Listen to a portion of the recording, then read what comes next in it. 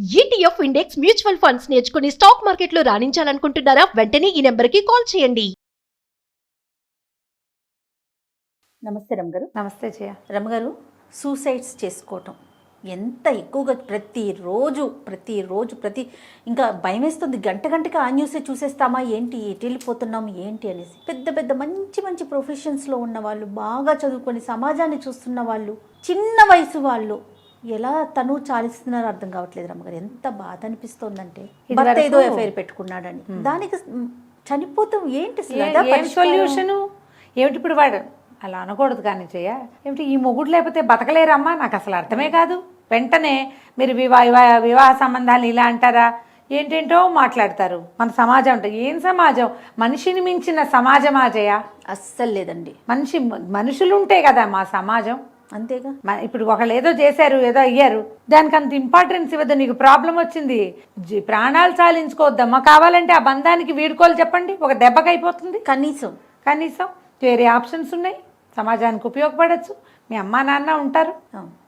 ఎందుకోనో జయ, అబ్బో చిన్న పిల్లల దగ్గర నుంచి పెద్దవాళ్ళ వరకు ఈ వయసు ఈ ఆడని లేదు, మొగని లేదు, చిన్నపిల్లలని లేదు, పెద్దవాళ్ళని లేదు, చదువులేని వాడని లేదు, చదువుకున్న వాళ్ళని లేదు, చిన్న పొన్న కారణాలతోటి ఎందుకు చాలించుకోవాలి? ఇందులో నాకే విసుగ్గా ఉంది, నేనే చేయలేకపోతున్నాను, నాకే చేత కావట్లేదు, నాకే అనారోగ్యం ఉండవు.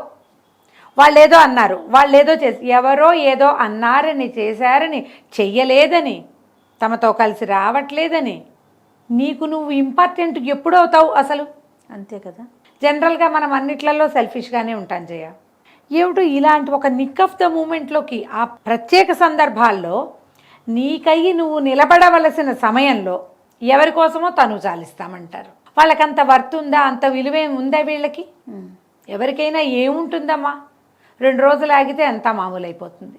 నాకు చాలా బాధగా ఉంటుంది అసలు. వచ్చేటప్పుడే ఆ టీవీలో న్యూస్ చూసి వచ్చాను నేను ఈరోజు. ఇప్పుడు అమ్మాయి ఎవరో డాక్టర్ట, అతను హస్బెండ్ డాక్టరే, ఇద్దరు ఏదో ఆసుపత్రిలో పనిచేస్తున్నారు.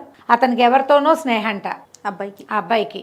ఆ ఎవరో అమ్మాయితో స్నేహం ఉండటం వల్లే, ఆ అమ్మాయి వల్లే, మా అల్లుడి వల్లే మా అమ్మాయి సూసైడ్ చేసుకుంది, వాడికి శిక్ష పడాలంటారు వాళ్ళ అమ్మా నాన్న. వినొచ్చా నేను? డాక్టర్ అంటే ఎంత శ్రమ చేయ, ఎన్ని గంటలు, రోజుకి ఎన్ని గంటలు నుంచుంటే ఒక స్టూడెంట్ డాక్టర్ అవుతుందో తెలుసా? మరి ఆ ప్యాథాలజీ క్లాసులు, ఆ తర్వాత మా ఎనాటమీ క్లాసులు. ఎనాటమీ అంటే శవాన్ని పెట్టుకుని గంటల తరబడి నిలబడతారమ్మా పిల్లలు. పాపం ఎన్ని గంటలు నుంచోవాలో, రోజుకి ఇన్ని గంటల నుంచుని, ఇన్ని రకాలు చదివి, ఇన్ని పుస్తకాలు చదివి, ఎన్నో ఇవి చేసుకుని, అసలు వీళ్ళు డాక్టర్లు అవ్వడానికి బేసిక్ థింగ్ ఉంది చూడు, నీట్. అదొక చావు దగ్గరకు వచ్చే పని. అది చేసి డబ్బులు ఉండకో ఈ ఉద్యోగం చదువుకుని పీజీలు చేసి, పీజీ ఎంట్రన్స్ అసలు మామూలు కష్టం కాదు అది. పగవాళ్ళకు కూడా వదిలేను అయినా ఈ చదువు అనిపిస్తుంది. వాళ్ళు చదివే చదువు చూస్తే ఇంత కష్టపడి ఏమిటో చదువుకుని 100 మందికి ఉపయోగపడతాం మనం బతికుంటే అన్న ఆలోచన లేకుండా అబ్బాయి ఏదో చేసాడు, పోలీస్ రిపోర్ట్ ఇరికిచ్చు, డివోర్స్కి వెళ్ళు, పరువు తీసి రోడ్డు మీద పెట్టు, ఎన్ని రకాలుగా చేయొచ్చు. ఇప్పుడు నేను సలహా చెప్పట్లేదమ్మా, ఆ మిగిలిన వాళ్ళకి సలహా చెప్తున్నాను అనుకోకండి. ఒక అతను తప్పు చేస్తే నైతికంగా ఒకడు పతనమైతే వాడిని రోడ్డు మీద పెడతావా? ఆ పతనం అయిపోయిన వాడి కోసం నువ్వు ఎక్కడో గంగలో దుక్కితే అమ్మా నాన్న అన్యాయం అయిపోరమ్మా. మరి ఇంత చదువు వృధానా? నేషనల్ వేస్ట్ కాదు ఇది, భారతదేశానికి నష్టం అమ్మా ఇది. ఒక డాక్టర్ పోవటం అంటే వాళ్ళ చదువుకి ఎంత ఖర్చు అయింది, ఎంత సమయం, ఎంత వయసు, దాని మీద పాపం ఎన్ని సరదాలు మానుకుంటారోనమ్మా ఈ చదువు కోసం. అన్నీ మానుకుంటే చచ్చేలా చదివి ఎన్ని త్యాగాలు చేస్తారు, ఎంత కష్టపడతారో. అసలు ఆ డెలివరీల గైనకాలజిస్టులు వాళ్ళు వాళ్ళకి నిద్ర ఉండదు, భద్ర ఉండదమ్మా, రాత్రి పగలు ఉండదు, ఎంత కష్టపడతారు. ఎవరి కోసమో వదిలేయటం ఏమిటి? వాడిని వదిలేయచ్చుగా అసలు. అంతే కదా. అతను ఎందుకు వదిలేయకూడదు? ఈ అమ్మాయి పర్టికులర్ కేసు అని మాట్లాడటలా, ఒకటితోటి ఏదైనా మనకి సమస్య ఉంటే నయానో భయానో చెప్పు, పెద్దవాళ్ళని కూర్చోబెట్టండి, అవలేదు, అడ్వకేట్ని కూర్చోబెట్టండి, అవలేదు, అని వదిలేయండి. వాళ్ళని వదిలేస్తే సరిపోతుందిగా. ఈ జీవితాలు వదిలేసుకోవటం ఏమిటమ్మా? ఎందుకు ఇంత చాలించాలి?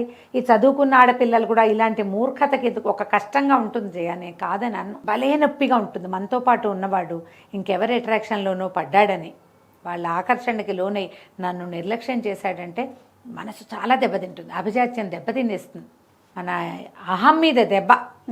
దీన్ని తట్టుకోవటం కష్టమే. కానీ దానికోసం ప్రాణాలు అయితే వదిలేయక్కర్లేదు.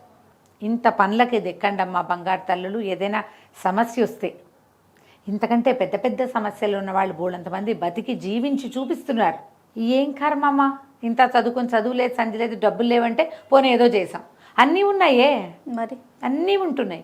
ఈ చదువుకునే చిన్న చిన్న ఆడపిల్లలు, school going girls, school going పిల్ల అంటే ఎంత పిల్లమ్మా, సరిగ్గా చెబుదానికి ఆవకాయ అన్నం కలుపుకు తింటాను రాదు చిన్న పిల్ల. ఈ ఇంటర్మీడియట్లో ఫెయిల్ అయిపోవటము, లేకపోతే ఏదో సెట్ రాలేదు, నీట్ రాలేదు, ఎంసెట్ రాలేదు, ఇంకోటి ఏమిటో రాలేదు. ఈ ఏడాదికి రాకపోతే వచ్చే ఏడాదికి రాదు, వస్తుంది కదా. వస్తువులు, తమ అనుకున్న వస్తువు, ఫోన్లు లేవని కూడా పిల్లలు సూసైడ్ చేసుకుంటున్నారమ్మా. అవును రమ్మగారు. అడిగిన ఫోన్ కొనలేదని, రిమోట్ కోసం సూసైడ్ చేసుకున్న పిల్లని కూడా చూసాం. వాటి కోసం కొట్లాడుకోవటం, ఎక్కడా కాంప్రమైజ్ కామనుకోవటం. ఎక్కడ కాంప్రమైజ్ అవుతారు? జీవితాలు సాధించే దగ్గర కాంప్రమైజ్ అయిపోతున్నారు.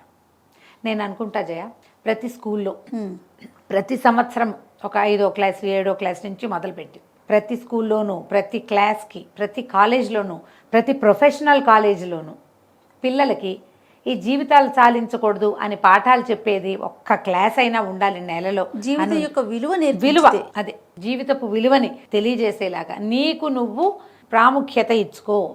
బతికుంటే బలుసాకు తినచ్చు, బతికుంటే ఇంతకంటే అద్భుతమైనది ఇంకొకటి లభిస్తుంది. ఉండాలిగా ముందు మనం. అంతే కదండి. ఇవి నేర్పాలేమో అనిపిస్తుంది. ఖచ్చితంగా అలాంటి అవసరం పడుతోంది రమ్మగారు. చాలా ఇద్దరు పిల్లలు, ముగ్గురు పిల్లలు ఉండి వాళ్ళతో భర్తలతో ఏదో సమస్య రాగానే పిల్లల్ని చంపేస్తారు, వీళ్ళు చచ్చిపోతారు. అవునండి. పిల్లల్ని తోసేయటం, తల్లి చచ్చిపోతుంది, పిల్లలు బతుకుంటారు. లేదా పిల్లలు చచ్చిపోతారు, తల్లి పిశాచి బతికే ఉంటుంది.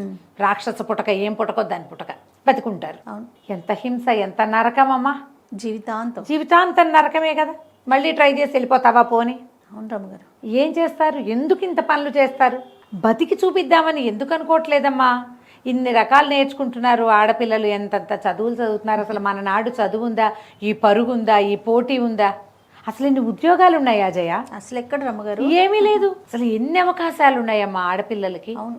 పైగా సెకండ్ మ్యారేజ్ తప్పు కాదు మన సమాజంలో, థర్డ్ మ్యారేజ్ కూడా తప్పు కాదమ్మా. లోకల్లో అంతా చేసుకుంటూనే ఉన్నారు. అంతేగా. ఇది కాకపోతే ఇంకొకటి, నువ్వంటూ ఉంటే ఏదో ఇంకొకటి, నువ్వే లేకపోతే ఇంకా 1 లేదు 2 లేదు. అంతేగా. ఆ పేరెంట్స్, ఆ కజిన్స్, మీతో ఉన్న సమాజం అంతా కుదేలైపోతుంది కదా. మరి ఎందుకు ఈ ధ్యాస ఉండటం లేదు? ఏదైనా ఇబ్బంది వచ్చినప్పుడు ఎవరితోటైనా మాట్లాడచ్చు కదా. మీ ఇంట్లో వాళ్ళతో మాట్లాడుకోలేరు, చిన్నతనం. థర్డ్ పార్టీని చూడండి, ఎన్ని అవకాశాలు వచ్చాయి. మాతో కూడా మాట్లాడచ్చు కదా. అంతే కదా. ఎవరో ఒకళ్ళతోటి మాట్లాడి దీని నుంచి తప్పించుకునే మార్గం ఏంటంటే ఈ సూసైడల్ ఐడియాస్ వస్తాయి జయ. ఇవే కాదు, అప్పులు, బాధలు, కనీస అవసరాలు తీరకపోవటము, ఏదో తెలివిగా చేస్తున్నాం అనుకుని ఎక్కడో బొక్కబోర్లా పడ్డం, మోసపోవటం, అవమానపడ్డం, డబ్బు చాలదు, ఎక్స్ప్లాయిట్ అవుతుంటారు. ఒక్కొక్క చోట ఎవరో వీళ్ళని ఎక్స్ప్లాయిట్ చేస్తారు. ఇలాంటివి వస్తాయి. ఏదొచ్చినా సరే మరణం దేనికి సొల్యూషన్ కాదు. అంతే. మీతోటి నాకు తగ్గిపోతుంది ఇది అని అనుకుంటే కనుక మీ అంత స్వార్థపరులు ఇంకెవ్వరూ లేరు. మీ ఒక్కరితోటి తీరదు. మీరేదైనా ఇలాంటి పని చేస్తే మీ మొత్తం సమాజం అంతా మీద ఈ ముద్ర ఉంటుంది. అంతే. మీరు ఒక బ్యాడ్ ఎగ్జాంపుల్గా ఉంటారు. నువ్వు చాలించినట్టే. ఇప్పుడు నువ్వు బాగా చదువుకున్నావు, నిన్ను చూసి మీ కజిన్ సిస్టర్స్ అందరు ముందుకు వస్తారు, ఎగ్జాంపుల్గా తీసుకుంటారు. ఇప్పుడు నువ్వు ఇలా దూకావు, అక్కడికి హతమారిపోయావు, ఇంకా లేవు, ఇక నీకు లేదు ప్రపంచం.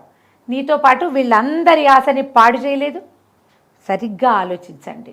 ఏదైనా సమస్య వస్తే బట్టబయలు చేసుకోండి, దాన్ని 10 మందికి చెప్పండి, 10 రకాల ఐడియాలు తీసుకోండి, లేదా ఒక్కరికైనా చెప్పండి.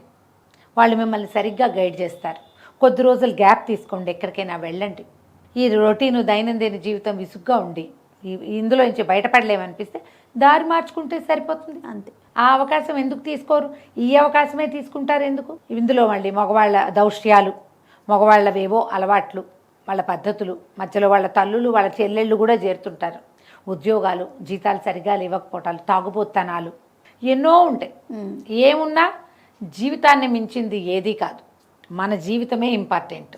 మనం కనుక పిల్లలుంటే మరి మన పిల్లల పరిస్థితి మరి ఏమైపోతారు? వాళ్ళు ఈ తల్లి మధ్యలో చాలించుకున్న కష్టాన్ని ఓర్చుకోలేరు.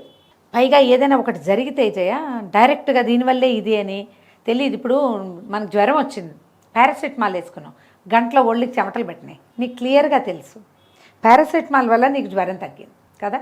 ఎవరైనా మరణిస్తే ఈ ఒక కారణమే అని చెప్పగలమా జయ? అస్సలు. ఇవాళ ఒకటి చెప్తారు, రేపొద్దున న్యూస్లో ఒకటి వస్తుంది, ఎల్లుండి పొద్దున యూట్యూబ్లో ఇంకొకటి వస్తుంది, 4 రోజుల తర్వాత ఫేస్బుక్లో ఇంకో కొత్త నిజం నిగ్గు తేలుతుంది. వీటన్నిటి మీద అన్నిటి ప్రభావము పిల్లల మీద ఉంటుంది. నెగిటివ్ ఇంపాక్ట్ వచ్చేస్తుంది కదా రమ్మగారు. చాలా వచ్చేస్తుంది. ఈ మీరు వదిలిపెట్టిన ఈ బురద కాళ్ళ మచ్చలు, మీ అడుగుజాడలు, అవి మీ పిల్లలు మోసుకోవాల్సి వస్తారు. ఆలోచించండి, తొందరపడద్దు. బతికుంటే బలుసాకైనా తినచ్చు, ఎంత చేతులు కాలినా మళ్ళీ గ్రాఫ్టింగ్ చేయించుకోవచ్చు, మళ్ళీ కొత్త జీవితాన్ని మొదలు పెట్టచ్చు. ఒకసారి చాలించాక ఇక మనం చేసేదేం లేదు. నువ్వు వెళ్ళిపోతే నీ వెనకాల ఉన్న ఈ గుర్తుల్ని, ఈ మచ్చల్ని, ఈ బురదని, ఈ బాధని, ఈ కష్టాన్ని, కుంగుబాటుని మీ సమాజం మీద రుద్దేసి వెళ్ళిపోతారు మీరు. మనం ఒక్కళ్ళని చాలించుకున్నామని అనుకోకండి. కూర్చుని సార్ట్అవుట్ చేసుకునే ఆలోచన చేయండి. రైట్. ఎవరితోటైనా మాట్లాడండి. ఖచ్చితంగా ఆలోచించాలి మరొక్కసారి. నమస్తే రమ్మగారు. నమస్తే జయ.